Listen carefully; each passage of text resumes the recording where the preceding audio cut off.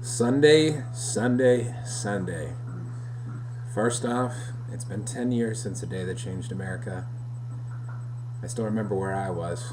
I was in weight training class in high school. Someone was about to change the radio station right when I heard them say the White House is being evacuated. I threatened them that day and said, "Don't you dare touch that radio station. Something sounds like it's going down in Washington." I hated being right then, but I still will never forget what happened that day.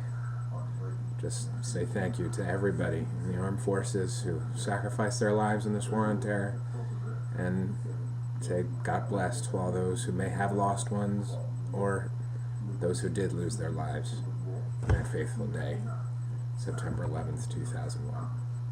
But what a better way to celebrate the memory of everybody on that tragic day than with the Ravens kicking the living tar out of the Pittsburgh Steelers.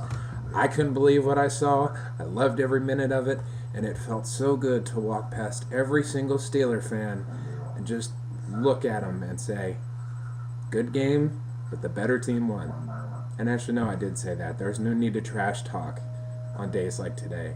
I actually heard rumors of, I was in Buffalo Wild Wings at Arundel Mills, and I do not condone this in any way, but somebody actually slapped a woman in the face because she had a Steelers jersey on. There's no place for that. I don't condone that, but emotions ran high today it was an adrenaline-filled day. It was unbelievable. But the better team won, and here are some points that I saw that I really enjoyed about this victory. First and foremost, to all fans in Baltimore who have any problems with Joe Flacco, all I can say is shut your mouth while you're talking to me, because that's all that needs to be said. This was the best game I've ever seen him in. Stepped up in the pocket even in the face of pressure. He shook off tacklers and defenders left and right, and he made his progressions instead of looking for Mason and then going directly to Rice. It's a new offense. He looked for Bolden. He looked for Dixon. He looked for Pitta. Oh, Lee Evans is still covered. Okay, now I can check down to Ray Rice. It was an amazing thing to finally see the maturation process of this quarterback finally start to come to a close. It looked phenomenal, grace under pressure, and his footwork is actually a lot more fluid too. I've never seen him do some of the dance moves he was doing today. And directing traffic and everything else, Flacco is finally becoming the quarterback this team's never had before, and it's a great thing to be a part of. Secondly, I, just as everybody else, was extremely scared about the offensive front.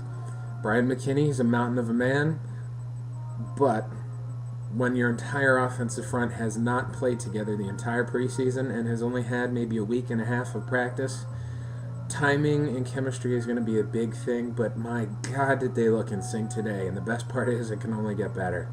I mean, you could tell McKinney's been out of play for a little bit when he pretty much just sat down on top of James Harrison and, had a nice little lunch on top of him. I mean, he held him down to the ground.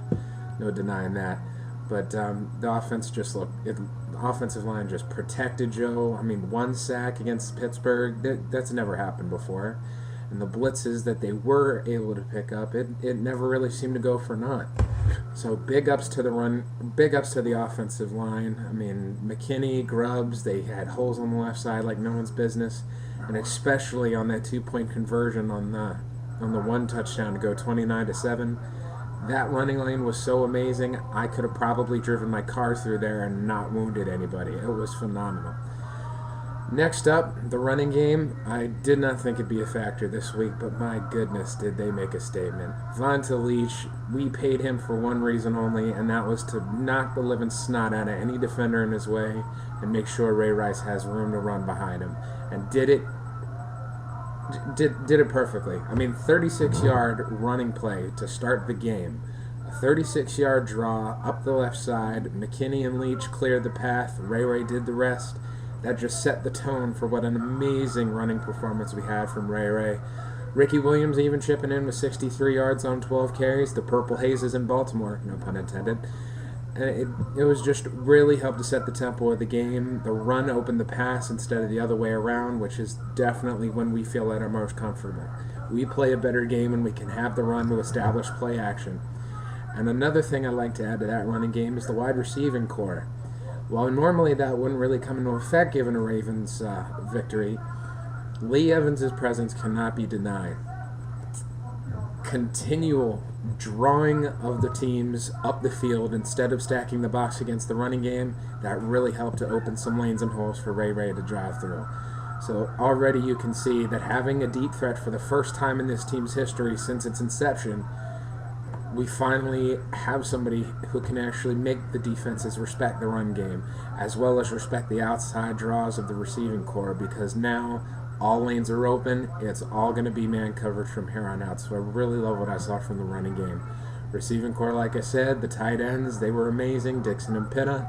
You know, it might be two tight ends, but what Pitta does horizontally, Dixon does vertically, and it was an amazing thing to see those two in action. I miss Todd Heap. He was a hell of a Raven, but now we've got two young studs who are in his stead, and my God, it's going to be fun to watch those two grow with Flacco together.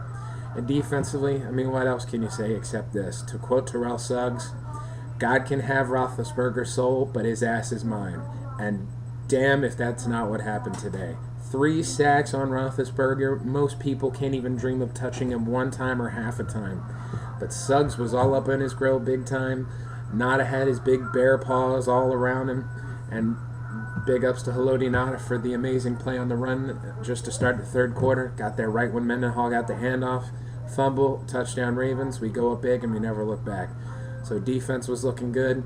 And the secondary, given it got banged up pretty decently, you know, they held their own. Ed Reed, 2 more interceptions, 4 pass deflections. Kerry Williams in his second big league start, he was amazing in coverage. One question I do have to ask: why in the hell we put our #1 draft pick cornerback on special teams on the very first kickoff? You have other people to put in that position. You run the risk of injury, and he looks like he might have suffered a high ankle sprain, which is going to keep him out for at least a month. So I do have to question special teams coordinator on that one. But outside of that, this was an all-around amazing team effort. Special teams, just field position was phenomenal. Sam Cook, he's a lethal man in himself. It looks like he can run the ball with that 2-point conversion. You know, field goals were awesome, touchbacks, they happen all the time with Cundiff kickoffs. I mean, from top to bottom, this was the best team effort I've ever seen, and it couldn't have been against a better team in the Pittsburgh Steelers, who just looked old, slow, worn down. They just had no answers for what we gave to them. And nothing is sweeter when you can hear Troy Polamalu in his soft-spoken voice just, my head and shoulders is seeping into my cerebral cortex, so they played a really good game, and this is one step to... Yeah, shut up, you lost. We kicked the tar out of you, we just humiliated you in front of a national audience, and it felt awesome. But that is only week 1, there are still 15 more games in front of us to go. But that being said, great coverage, great offense, great defense. Refs had a few questionable calls, as you could see, the choice words that Harbaugh had mouthed to one of the head officials. But outside of that, it was an absolutely joyous day here in Baltimore. So that being said, I am Mr. Voice Matt. I will be coming back to you guys soon. Give you some fantasy updates if you want. Like the page, subscribe. Let me know what you guys think. What can I do to try and make this better for you guys to enjoy?